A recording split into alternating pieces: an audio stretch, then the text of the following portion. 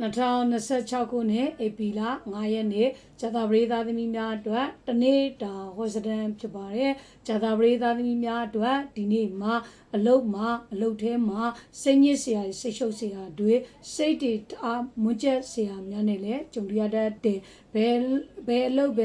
နှစ်ချိန်နှစ်ခါလုပ်ကြရတတ်တဲ့အစုစက်တူရှယ်ယာလုပ်ငန်းတွေကတော့ဒီနေ့မကောင်းသေးဘူးမအောင်မြင်သေးဘူးမလုံးနဲ့အောင်နော်ငွေရေးကြီးတွေဆိုရင်လည်းစီလိုအပေါက်ရှာပြီးတော့ဒါထွက်နေတတ်တဲ့ငွေနဲ့ကိုယ်နဲ့လည်းဒီနေ့မှာအစီမကတ်လိုမျိုးတွေဖြစ်နေတတ်တဲ့ကျမ်းမာရေးအနေနဲ့လည်းခါနာလည်းခါမြတ်တဲ့ဝေဒနာမျိုးတွေခံစားရတတ်တဲ့အခြေအေးမှာလည်းချစ်သူစီကနေပြီးမျောလင့်မထားတဲ့လက်ဆောင်မျိုးတွေရတတ်တဲ့အိမ်တော်ရေးမှာတော့ဒီနေ့မှာ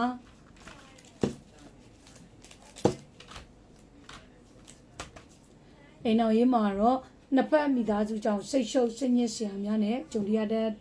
အကျိုးပေးတဲ့ကဏ္ဍကတော့3နဲ့5ဖြစ်ပြီးတော့အကျိုးပေးတဲ့အယောင်မှာအပြာရောင်နဲ့ခရမ်းရောင်ပဲဖြစ်ပါတယ်ရရအနေနဲ့မိမိအိရှိဖျားမှာစမူစာ9ခုကလူပေးရမှာဖြစ်ပါတယ်ရှင်